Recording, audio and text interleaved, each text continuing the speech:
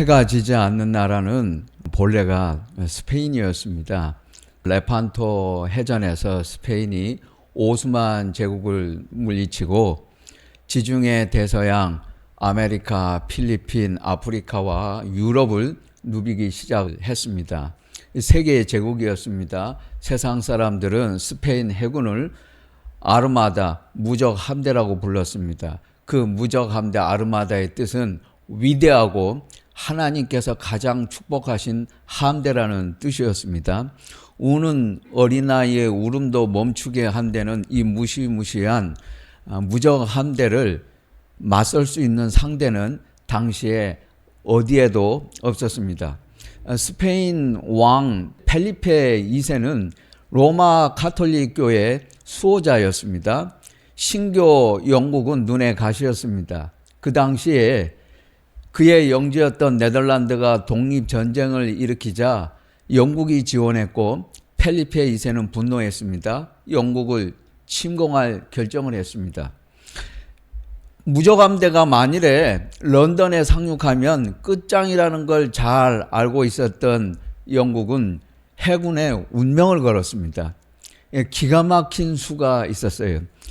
엘리자베스 1세 여왕은 모든 사람의 상상과 그리고 편견을 깨고 전설적인 해적 왕, 해적 두목인 프랜시스 드레이크를 잉글랜드 함대 지휘관으로 임명을 했습니다.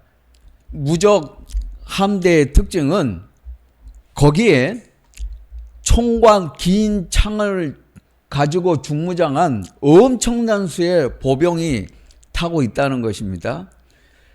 갈고리를 걸고 적함에 건너가서 육박전을 벌여요.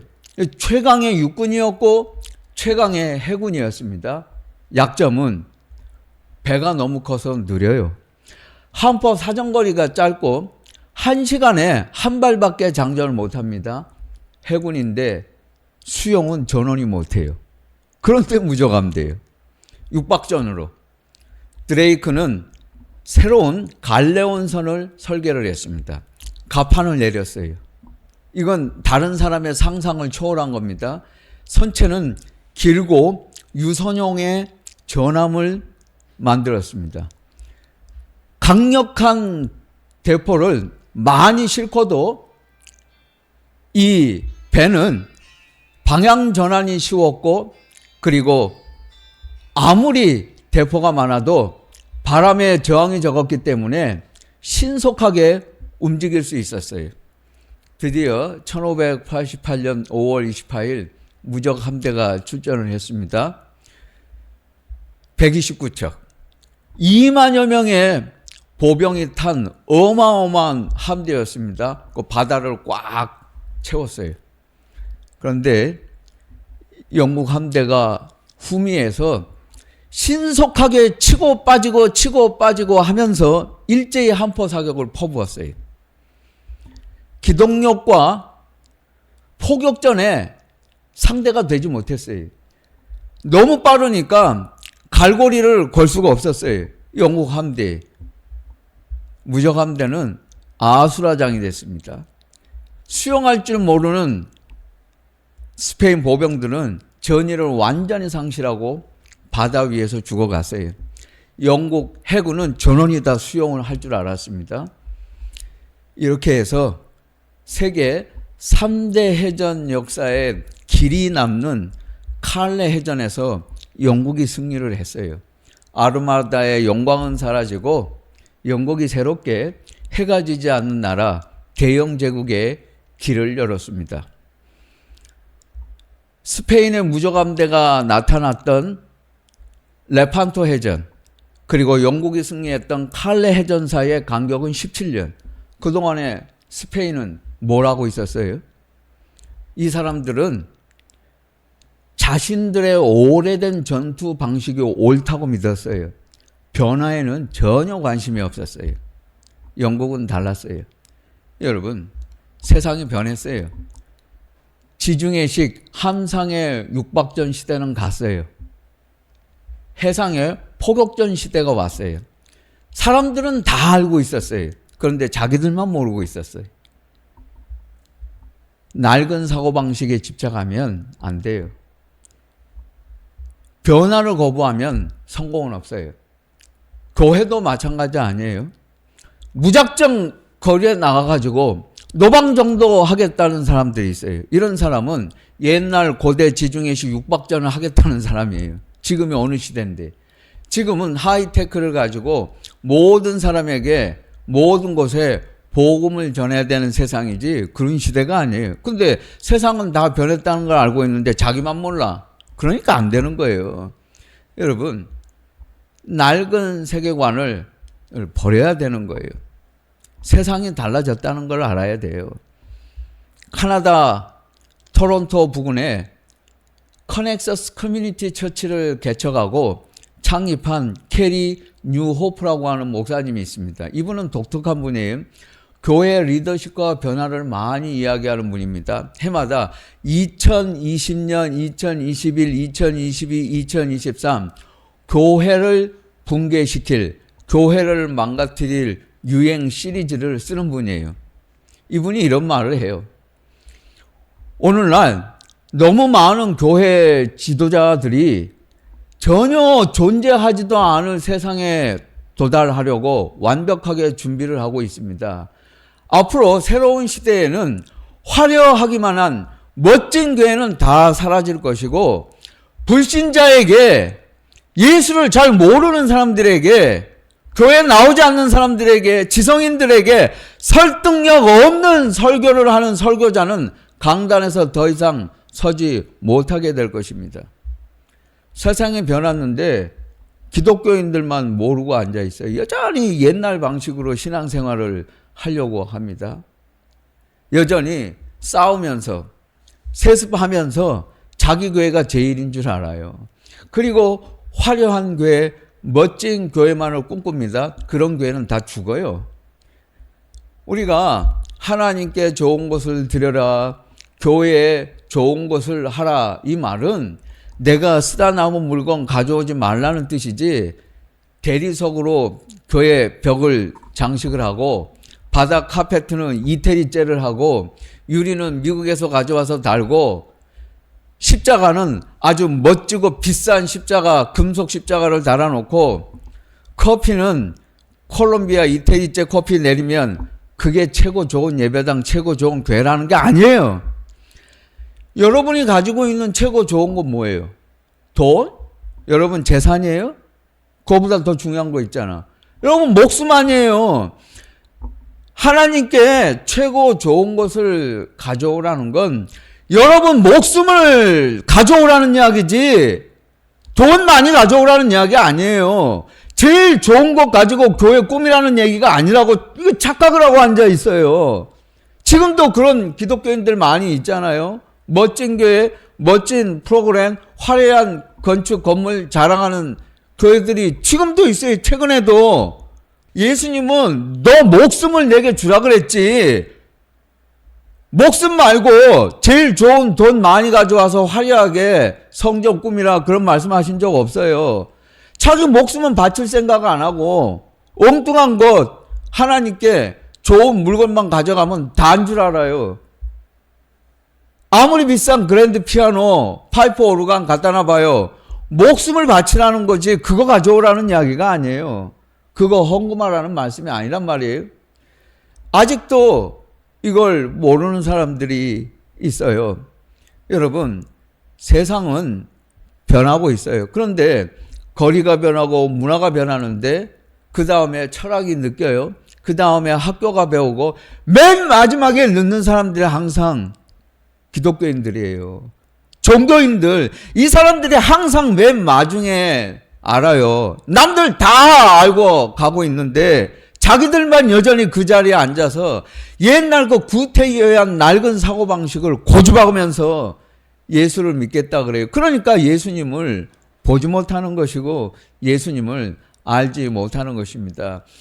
할리우드의 디즈니 소속 마블 회사가 끊임없이 찍어내요. 만들어내잖아요. 슈퍼맨, 배트맨, 스파이더맨, 아이언맨, 엑스맨, 앤트맨. 하나로도 부족하니까 마음이 안 놓으니까 현찮아서 이제는 아예 한꺼번에 떼거지로 모아놓고 캡틴 아메리카, 아이언맨, 토르, 헐크, 블랙 위도우, 팔콘? 이제는 떼거지로 다 총 집합을 시켜놔. 그러면 지구를 구해요? 그러면은 세상이 달라져요? 왜 자꾸 이런 짓 하는 줄 아세요? 자꾸 영웅을 만들어내. 불안하니까 그래요. 미래가 불확실하고 허전하거든요. 불안하거든요. 그러니까 자꾸 영웅을 만들어. 내가 못하니까는 영웅을 만들고. 한국 사람들은 이 정치인 영웅주의에 환장한 정신병자들이 많아요.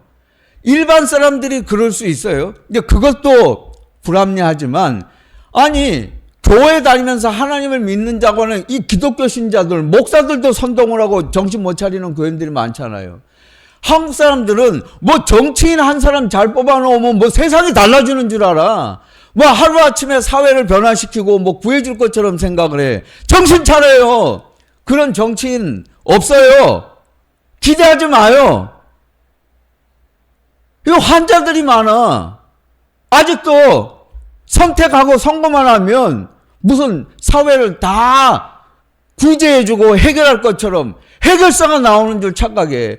기독교인 비슷한 정치인 한 사람만 나면 저 사람을 뽑으라고. 애국가 부르면 뭐 그 사람이 나를 구할 줄 알아요? 그 사람은 지금 아무것도 못하고 있잖아. 허당하냐. 형편없는 능력을 가지고 있으면서 뭘 할 것처럼. 믿지 마요. 영웅은 없어요. 자꾸 그런 거 기대하지 마세요. 영웅주의를 만드는 사람들, 퍼뜨리는 사람들이 대다수가 누군지 아세요? 이거 유대인들이에요. 예수님을 반쪽만 알고 있는 유태인들. 이 헐리우드의 유태계 미국인들이 자꾸 이런 거 퍼뜨리고 있어요. 해리포터 살인 주문을 맞았는데 다시 부활해. 겨울왕국 안나가 엘샤를 구하려다가 얼어 죽었는데 엘샤가 사랑해가지고 안나가 다시 부활을 해. 트랜스포머 옵티머스 프라임은 외계에서 온 외계인 출신인데 자칭 지구 수호자라고 말을 합니다.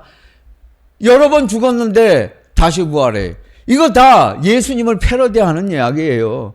가짜 영웅, 유사 영웅, 있지도 않는 영웅, 앞으로도 그런 영웅은 없어요. 그런데 끊임없이 사람들은 자꾸 영웅을 생각하고 기대하고 있을 것이라고 생각하는데 영웅은 필요 없어요.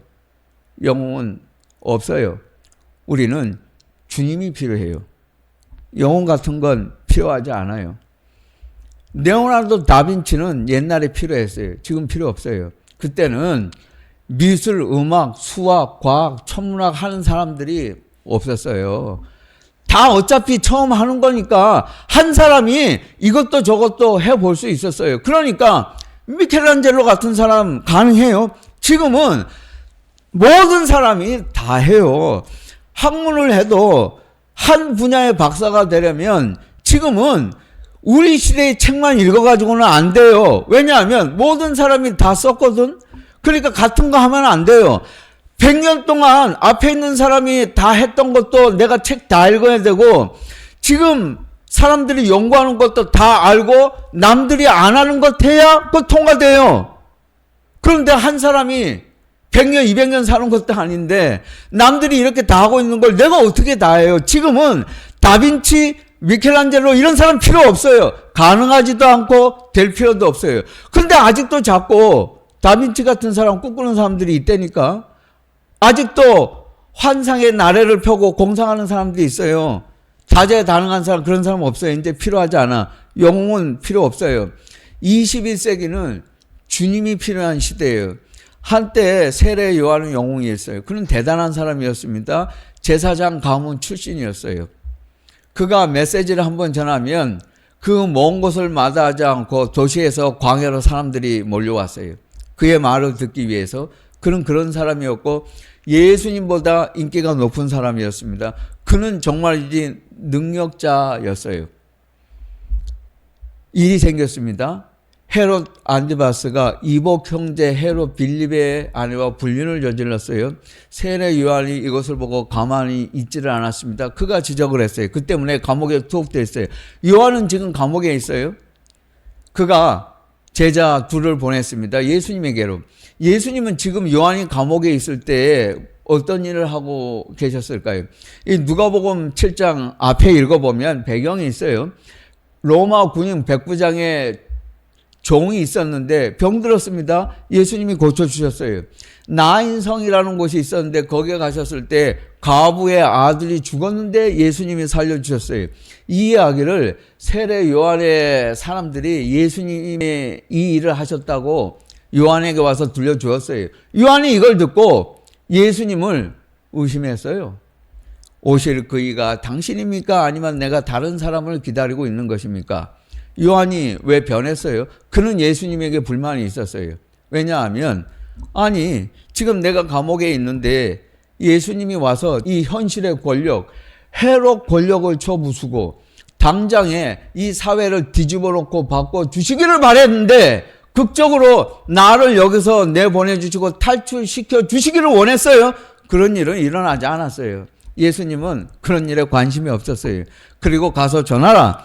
사람이 보고 듣고 깨끗해지고 가난한 사람에게 복음이 전파된다 하라. 이게 예수님의 대답이었습니다. 예수님은 권력을 마음대로 바꾸고 세상을 힘으로 마음대로 하시려고 오시지 않았어요. 그분은 세상을 뒤집으려고 오신 분이 아니고 사랑하고 용서하려고 오신 분이에요. 이 요한이 착각을 하고 있었어요. 여러분도 그러지 않았어요? 7년 동안 뭐 세상을 바꿔야 된다? 예수님이 언제 그러라 그랬어요? 예수님은 그거 하라고 여러분을 세상에 보내지 않았어요. 엉뚱한 일만 하고 있었잖아요. 지금 회개하고 있어요? 반성하고 있어요? 근데 아직도 반성하고 회개 안 하는 사람들이 있어. 예수님은 가난한 자에게 복음 전파하다. 세례 요한하고 전혀 생각이 달랐어요. 느낌이 달랐어요. 성격이 다른 걸 알고 세례 요한은 실망을 하게 돼요. 그 사람이 잘못되기 시작하는 거예요. 변절을 했어요. 왜 그래요? 세례 요한은 예수님을 확신했잖아요. 아니 예수님에게 세례를 베푼 사람 아니요. 그가 메시아라면서 언제는 그랬던 사람이 이제 와서 왜 실망을 해요? 요한복음 6장에 보면 많은 사람이 예수께 실망하고 다시는 예수님과 함께 다니지 않았다는 충격적인 말씀도 있어요. 여러분 생각에 예수님이 죽은 자를 살리고 눈먼 자를 뜨게 하고 안질병에 일으켰으니까 많은 사람이 제자가 될 것이라고 생각할지 몰라도 실제로 그렇지 않았어요. 예수님에게 많은 사람이 떠났고 실제로 남은 사람은 몇 사람이 안 됐다는 걸 요한복음이 말하고 있어요. 그들은 처음부터 기대가 잘못되었기 때문이에요. 예수님 속에서 세례 요한은 영웅 이미지를 찾으려고 했어요. 그것이 결정적으로 실수였어요. 예수님은 세상에 스타가 되려고 오신 분이 아니에요. 예수님은 이 세상에 영웅이 되려고 오신 분이 아니라니까요. 그런데 오늘 보면 어떤 사람들은 자기가 영웅이 되려고 해요. 인스타그램에서 사람들이 알아주기를 바라요. 안달이 났어요. 뭐 안 그러면 자기가 죽는 줄 알아. 그렇지 않아요. 예수님은 그런 거 하라고 이 세상에 오시지 않았다니까요. 세례 요한은 예수님을 그렇게 생각했어요. 자기가 한때는 영웅이었고 지금은 예수님 속에서 영웅을 찾으려고 했어요. 그 영웅이 위대한 사람이 초능력자 해결사가 나를 구해주기를 바랐는데 예수님은 그런 일을 하시지 않았다라는 거예요. 오늘도 많은 신자들이 예수님에게 실망할 수 있습니다. 예수님의 출신, 가문, 배경, 교육, 그가 하시는 말씀은 여러분이 생각하는 것하고는 너무나 다른 게 많아요. 그분은 사람의 비위를 맞춰서 말씀하시지 않아요. 사람들이 싫어할 말만 골라서 하시는 분이에요. 그렇지 않아요? 그분은 절대로 사람들의 생각과 타협하지 않아요. 그분은 사람들의 비위에 맞춰서 듣고 싶은 소리, 내가 원하는 소리, 그런 말씀 절대로 하지 않아요. 그렇기 때문에 오늘도 많은 기독교인들이 착각을 하고 예수님을 믿고 예수님을 좋아는 하지만 예수님의 제자가 되지 못하는 것입니다. 우리는 지난 30년 동안 제자를 잘못 정했어요. 그리스도인을 잘못 정했어요. 그 사람들은 제자가 아니고 시장에서 즐기는 소비자였을 뿐이에요. 그 사람들은 결코 단 한 번도 예수님의 사람이 된 적이 없었어요. 너희가 무엇을 보려고 광야에 나갔더냐? 바람에 흔들리는 갈대냐? 너희가 무엇을 보려고 나갔더냐? 화려한 옷 입은 자냐? 그렇다. 화려한 옷 입은 자, 부드러운 옷을 입은 자는 왕궁에 있느니라. 여러분, 예수님은 한 번도 화려한 옷을 입은 적도 없으시고 왕궁에 계신 적도 없었어요. 그런데 오늘 많은 교인들이 예수님을 왕궁에서 찾고 있잖아요. 예수님을 화려한 옷 입은 사람으로 생각을 하고 있어요.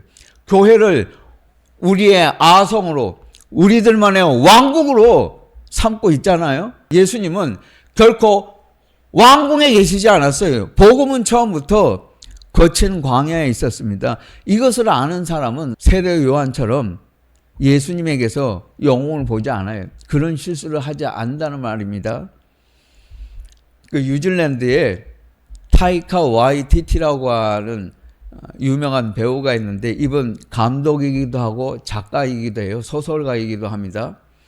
이분이 보이라고 하는 영화를 만들었어요. 역대 뉴질랜드 최고 영화입니다. 헐리우드 저널리스트였던 닥터 모리스하고 100년 동안 헐리우드가 만든 영화와 기독교 영화와 성경을 주제로 글을 쓰고 있었을 때였는데 이분이 초대를 했어요. 내가 와가지고 보이 영화를 보고 평가를 한번 해달라. 그래가지고 버클리 그 시내에 있는 다운타운의 영화관에 갔어요. 보이입니다. 영화 제목이. 여러분도 볼 수 있어요. 찾아보면 어딘가에 있을 거예요. 11살짜리 보이가 주인공이에요.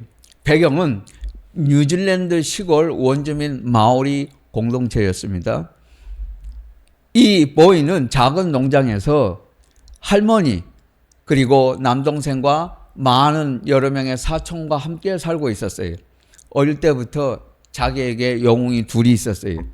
하나는 그때가 배경이 1980년대였습니다. 마이클 잭슨. 마이클 잭슨은 보이의 우상이었어요. 또 한 사람이 있었어요. 알라메인, 자기 아버지. 그는 학교에 가면 친구들에게 선생님에게도 가서 항상 말해요. 우리 아버지 이런 사람이야. 아버지는 2차 세계대전 참전용사 베테랑이었어요. 그리고 전투기 조종사였습니다. 스쿠버 다이버도 해요. 카펜터, 언제는 또 목수가 되기도 해요. 아버지가 유명한 축구 선수였고 럭비 선수도 했어요. 복싱도 했어요. 제일 친한 친구는 마이클 잭슨. 마이클 잭슨하고 우리 아버지는 춤도 춘다. 전쟁 중에 포로 수용소에 끌려갔는데 거기서 국적으로 땅을 파고 탈출도 했어. 우리 아버지 이런 사람이야. 아버지는 바빠서 지금 여기 없어. 이제 아버지가 올 거야. 물론 아무도 안 믿어. 어느 날 할머니가 농장을 떠났습니다. 장례식에 가려고 외출을 했어요. 저녁에 보이 혼자 남았어요. 저녁에 알라메인이 7년 만에 집에 돌아왔어요. 낯선 두 남자와 돌아왔습니다. 여기에 묻어둔 돈가방을 찾으려고 왔어요. 그는 사실 갱이었고 7년 동안 감옥에 있었어요. 돈가방 찾으려고 온 거예요. 진실은 드러났어요. 보이는 알았어요. 우리 아버지는 더 이상 그런 사람 아니었어요. 영웅은 아니었고 그는 슬펐어요. 그러나 결심해요. 이제는 영웅이 없이 살려고 노력을 합니다. 여러분, 영웅은 다 이런 거예요. 이 세상에 영웅 같은 사람 그거 없어요. 누구든지 나로 말미암아 실족하지 않는 자는 복이 있도다. 여러분은 마태복음 5장 산상수훈을 읽으면서 팔복만 생각하잖아요. 심령이 가난한 자는 복이 있나니 하고 시작을 합니다. 예수님은 이것만 말씀하시지 않았어요. 성경을 다시 읽어보면 9번째 복이 있어요. 팔복이 아니고 9번째 복이 있어요. 그게 오늘 말씀이에요. 누구든지 나를 보고 실망하지 않으면 복이 있도다.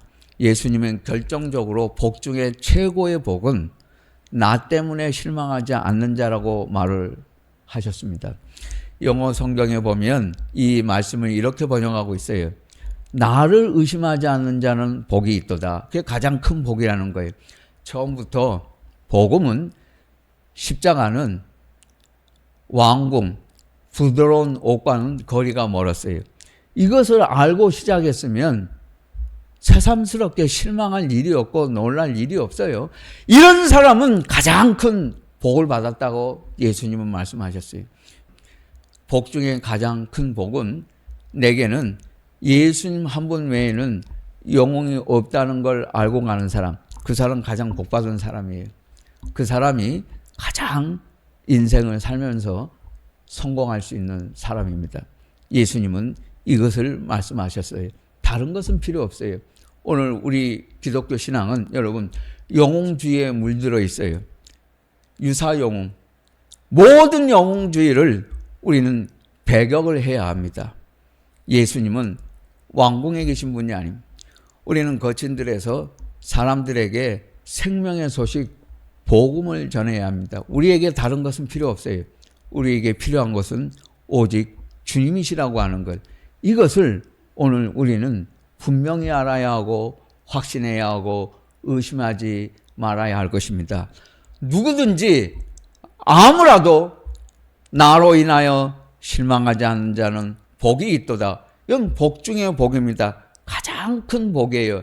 여러분, 처음부터 내 기대가 잘못되었습니까? 이제 바로 아세요. 처음부터 영웅 따위는 이 세상에 없었습니다. 존 파이퍼 목사님은 이 세상의 모든 영웅 이야기는 예수 그리스도의 그림자에 불과하다라고 말을 했습니다. 그러나 여러분, 아니요. 예수님은 영웅보다 더한 영웅이십니다. 아니요. 어떤 영웅도 예수님과 같을 수 없어요. 그분은 영웅보다도 가장 위대하신 분이요. 그분 같은 분은 세상에 존재할 수 없어요. 우리는 그것을 말하려고 오늘 여기에 부르심 받은 자들입니다. 우리의 소명과 사명은 오직 우리에게 필요한 것. 오늘 우리 시대에 필요한 사람은 그건 권력자가 아니에요. 정치인도 아니요. 유명한 일타 강사, 스타가 필요한 게 아니에요. 영웅은 많은 사람을 희생시키고 세상을 구원하겠다 그래요. 그러나 예수님은 단 한 사람도, 여러분 한 사람 한 사람을 잃어버리지 않으시고 구원하시려고 세상에 오신 그분은 진짜 영웅이십니다.